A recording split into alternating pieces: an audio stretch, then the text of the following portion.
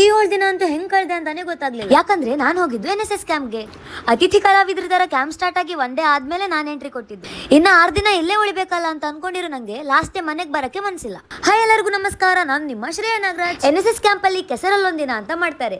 ಅಲ್ಲಿ ಹಗ್ಗ ಜಗಟ ಆಗಿರ್ಬೋದು, ಒಂಟಿ ಕಾಲೋಟ ಸ್ಪರ್ಧೆ ಇರ್ಬೋದು, ಈ ತರ ತುಂಬಾ ಕಾಂಪಿಟೇಷನ್ಸ್ ಇರ್ತಾರೆ. ಎಷ್ಟು ಮಜಾ ಇರುತ್ತೆ ಗೊತ್ತಾ. ನೆಕ್ಸ್ಟ್ ಡೇ ನಮ್ದು ಬೀದಿ ನಾಟಕ ಕೂಡ ಇತ್ತು. ಅದಕ್ಕೆ ಕ್ಯಾಂಪಲ್ಲೇ ಸ್ವಲ್ಪ ಪ್ರಾಕ್ಟೀಸ್ ಮಾಡಿ ಬೀದಿ ನಾಟಕ ಮಾಡಕ್ ಹೋದ್ವಿ.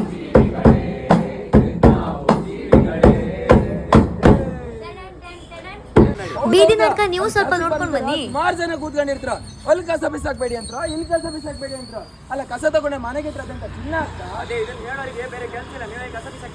ಕ್ಯಾಂಪಲ್ಲಿ ಏನ್ ಸಿಕ್ತೋ ಇಲ್ವೋ ಗೊತ್ತಿಲ್ಲ, ನಂಗಂತೂ ತುಂಬಾ ಜನ ಹೊಸ ಫ್ರೆಂಡ್ಸ್ ಸಿಕ್ಕಿದ್ರು. ಹೌದು, ಕಾಲೇಜಲ್ಲಿ ನಾವೆಲ್ಲರೂ ಒಟ್ಟಿಗೆ ಓದ್ತೀವಿ.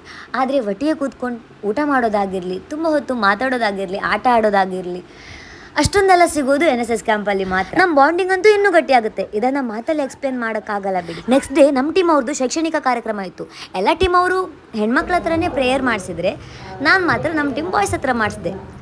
ಇವ್ರಿಗೆ ಪ್ರೇಯರ್ ಕಲಿಸ್ಬೇಕಾದ್ರೆ ನನಗಂತೂ ಸಾಕಬೇಕಾಯ್ತು. ಆದರೂ ಪಾಪ ಬಾಯ್ಸ್ ಶಿಸ್ತಿಂದ ಪ್ರೇಯರ್ ಕಲಿತರು. ನನ್ನ ಜೂನಿಯರ್ಸ್ ನನಗೆ ತುಂಬ ಜನ ಕೇಳಿದ್ರು, ಅಕ್ಕ ಕಾಲೇಜಲ್ಲಿ ಯಾವುದೇ ಪ್ರೋಗ್ರಾಮ್ ಆಗಲಿ ನೀವು ಯಾವಾಗಲೂ ಸಾಂಗ್ ಮಾತ್ರ ಹಾಡ್ತಾ ಇರ್ತೀರಲ್ಲ, ನಿಮ್ಗೆ ಡ್ಯಾನ್ಸ್ ಬರಲ್ವಾ ಅಂತ. ಅದಕ್ಕೆ ನಾನು ಡ್ಯಾನ್ಸ್ ಮಾಡಿದೆ ನೋಡಿ.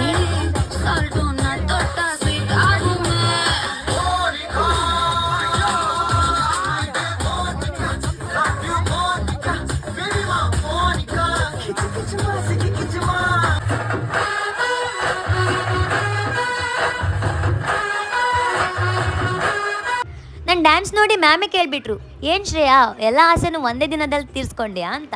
ಬೆಳಿಗ್ಗೆ ಕೆಲಸ ಮಾಡುವಾಗ ಯಾರ್ಯಾರು ನಮಗೆ ಕಾಟ ಕೊಡ್ತಾರೋ ಅವ್ರ ಮೇಲೆ ನಾವು ರಿವೆಂಜನ್ನು ಈ ರೀತಿಯಾಗಿ ತೀರ್ಸ್ಕೊತೀವಿ. ಇದು ಬೇರೆ ಏನಲ್ಲ, ಗ್ಲೂಕೋಸ್ ಅಷ್ಟೇ. ಶೈಕ್ಷಣಿಕ ಕಾರ್ಯಕ್ರಮ ಆದಮೇಲೆ ಸಾಂಸ್ಕೃತಿಕ ಕಾರ್ಯಕ್ರಮ.